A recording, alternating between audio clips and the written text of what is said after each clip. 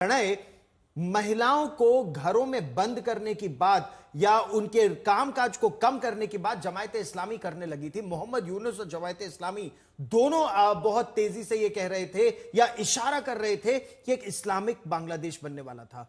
उस पर अंकुश लगा है। महिलाओं ने और युवाओं ने कह दिया है कि बांग्लादेश एक सेंट्रिस्ट देश रहेगा। बिल्कुल गौरव, वो एक कोट है ना, या जैसे कह लीजिए टैगलाइन कि जो होता है अंदर वो दिखता है बाहर। कहीं ना कहीं शफीकुर रहमान जो कि जमात के अमीर हैं, उनका ये बयान उनके लिए बहुत भारी पड़ गया जब उन्होंने इंटरव्यू के अंदर ये कह दिया कि महिलाओं को खुदा ने बनाया है, बहुत दूसरी चीजों के लिए बनाया है, लेकिन लीडरशिप के रोल के लिए नहीं बनाया है। ये उस बांग्लादेश में वो बात कर रहे थे जिसकी राजनीति बीते 30 सालों से 2 महिलाएं ही चला रही थी, 2 महिलाएं ही राजनीति का केंद्र थी, और इसके सीधे सीधे इकोनॉमिक और बिजनेस मायने हैं। मैं आपको बताऊं महिलाएं क्यों जरूरी हैं। क्योंकि अगर महिलाओं के ऊपर या शरिया के आधार पर बांग्लादेश के अंदर एक कट्टरपंथी राज आता है तो इसका सीधा असर बांग्लादेश की होटल इंडस्ट्री पे पड़ेगा, बांग्लादेश की रेस्टोरेंट इंडस्ट्री के ऊपर पड़ेगा। इसके अलावा बांग्लादेश के अंदर कंटेंट क्रिएटर और ब्यूटी इंडस्ट्री जो है उसके ऊपर फर्क पड़ेगा। और खास तौर पर बांग्लादेश का जो सबसे बड़ा एक्सपोर्ट है रेडीमेड गारमेंट, अगर उस टेक्सटाइल उस रेडीमेड गारमेंट के अंदर आधी वर्कफोर्स को यदि आप बाहर कर देंगे ये कहते हुए कि उन्हें घर पर बैठकर काम करना चाहिए, तो प्रोडक्शन कैसे बढ़ेगा? ये बड़ा सवाल है। और इसलिए जेनजी ने भी इस चीज को नकारा। साथ ही आप देखिए कि कितना एक विचित्र गठजोड़ था कि बांग्लादेश में शेख हसीना की सरकार को हटाने के लिए जो जेनजी प्रोटेस्ट के लिए उतरे थे, जब उसने पार्टी बनाई एनसीपी, उसने गठजोड़ किया जमात के साथ में। और हश्र क्या हुआ? हार्डली 2 या 3 सीटें उन्हें हासिल हुई हैं अभी तक के, अगर हम रुझानों को आंकड़ा माने तो इसमें साफ तौर पर जनता ने नकार दिया है। बिल्कुल सही आपने कहा। उनमें भी उनकी जो बड़ी महिला नेता थी, जब उन्होंने जमात का अंदाज देखा तो वो महिला लीडर्स अनुपम एक के बाद एक निकलती चली गई एनसीपी नेशनल सिटीजन पार्टी से भी। लेकिन बांग्लादेश की ही दृष्टि से देखा जाए, क्या बांग्लादेश की आवाम ने यह संदेश दिया है कि वो कट्टरपंथी इस्लामिक ताकतों के आगे झुकना नहीं चाहते? बांग्लादेश ने एक सेकुलर आवामी लीग और बीएनपी की जब बात करें तो जिस देश में शेख हसीना और बेगम खालिदा जिया का राज था, उनको घरों में भेजने की बात को नकार दिया है। अनुपम जी बिल्कुल, देखिए ये बेहद स्पष्ट संकेत है बांग्लादेश की आवाम की ओर से, और जिस तरह से स्वतः स्फूर्त होकर वो निकले हैं और जिस भारी भरकम जीत की ओर इस वक्त बीएनपी बढ़ी है, तो इससे एक बात तो बिल्कुल साफ है कि जो कट्टरपंथी है, जो इस्लामिक संगठन है जमाते इस्लामी, उसके प्रति भरोसा बेहद कम है बांग्लादेश की आवाम को। और वो चाहते हैं कि जिस तरीके से जो एक डेमोक्रेटिक फिगर में बांग्लादेश पिछले कई सालों से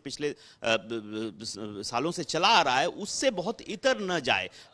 बीएनपी के साथ भारत के थोड़े संपर्क शुरू में खराब रहे थे, लेकिन अगर अभी आप हाल फिलहाल में 1-2 महीने में देखें तो तारिक अनवर के खासतौर पर बांग्लादेश पहुंचने के बाद से न तारिक अनवर ने रहमान ने कोई बयान दिया है, न ही भारत की ओर से भी। जब एस जयशंकर पहुंचे खालिदा जिया का जो जनाजा उठा था, तो वहां पे उन्होंने तारिक रहमान से मुलाकात भी की। तो एक तरह से ये संकेत साफ मिल रहा है कि बीएनपी के साथ भारत के जो संपर्क होने वाले हैं वो पिछली बार की तरह उतने कटु नहीं होंगे। हो सकता है कि ये जो पार्टी है ये एक नई पार्टी के तौर पर सामने आए, जो पिछली पार्टी रही बीएनपी उससे थोड़ा इतर हो, थोड़ा 2001 से 2006 में एक चीज मैं और जोड़ दूं कि प्रधानमंत्री ने जिस तरह से अभी संदेश भी दिया, जल्दी बिल्कुल वो भी दिया। और अगर आप देखिए तारिक की मैसेजिंग क्या थी, वो अपनी पत्नी और अपनी बेटी जो जायमा है उसके साथ पूरे चुनाव प्रचार के अंदर रहे, वोटिंग करते रहे। उन्होंने ये मैसेज दिया कि वो एक लिबरल बांग्लादेश चाहते हैं। और जो उन्होंने बयान दिया था, जो उन्होंने कहा था कि आई एम हियर, मैं एक प्लान के साथ आया हूं बांग्लादेश के लोगों के लिए, बांग्लादेश के लिए, उसका एक रेजोनेंस कहीं ना कहीं चुनाव परिणामों में नजर आता है कि लोगों ने उस पर विश्वास जताया है कि he has come with a plan. और इंद्रजीत, जो आप बात भी लगातार कर रहे थे, ढाका में जब आप कैंपेन कवर कर रहे थे तो जायमा तारिक रहमान की बेटी, जुबेदा उनकी पत्नी, 17 वर्ष बाद हालांकि वो लंदन से लौटे हैं तारिक रहमान, लेकिन देश भर में वो कैंपेन कर रहे थे तो उनकी कॉन्स्टिट्यूएंसीज, उनका परिवार, उनकी बेटी ही रिक्शे में बैठ कर कैंपेन करके चला रही थी। तो वो उनमें भी आज बड़ी प्रसन्नता होगी पार्टी और परिवार में। बिल्कुल बिल्कुल, पूरा परिवार एकजुट होके इस जो राजनीतिक लड़ाई है, इस राजनीतिक जंग में वो लोग उतरे थे। और ये बहुत महत्वपूर्ण इसलिए भी बनता है क्योंकि देखिए खालिदा जिया की मौत और उसके बाद ही कुछ ही हफ्तों में ये चुनाव परिवार के लिए भी एक बहुत बड़ा एक चैलेंज भी था।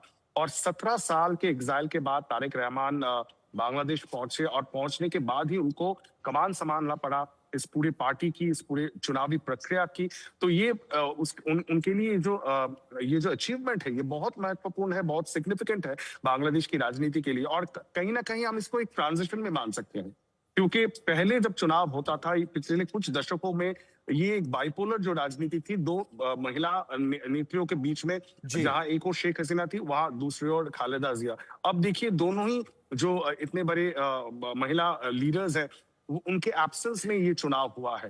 और आज तारिक रहमान बन गए हैं वो एक नए जनरेशन के लीडर। और दूसरी तरफ अगर आप अवामी लीग को भी देखें तो वहां पे भी शौजी वाजिद जॉय कहीं ना कहीं एक फेस बनता हुआ, उभरता हुआ दिख रहे हैं अवामी लीग के, हालांकि वो पार्टी बैंड है और एग्जाइल में है। तो ये एक नया जनरेशनल शिफ्ट भी हुआ है, एक नया बीएनपी है। और बीएनपी चाहती है कि भारत के साथ उनका जो संबंध है उसको एक रिबूट करे। ये बड़ी बात है और इसीलिए प्रधानमंत्री नरेंद्र मोदी उन्होंने बहुत जल्द एक संदेश भी दिया, जैसे ही चुनाव के रुझान से साफ हुआ कि 200 से ज्यादा सीटें बीएनपी की आ रही हैं, तो प्रधानमंत्री नरेंद्र मोदी ने शुभकामनाएं दी तारिक रहमान को और उम्मीद जताई कि दोनों देश आपस में मिलकर काम करेंगे और दोनों प्रगति करते रहेंगे। लेकिन एक समय वो भी था जब तारिक रहमान से एक प्रश्न किया गया था, बहुत युवा थे उस समय वो, कि क्या वो कभी बांग्लादेश के प्रधानमंत्री बनेंगे।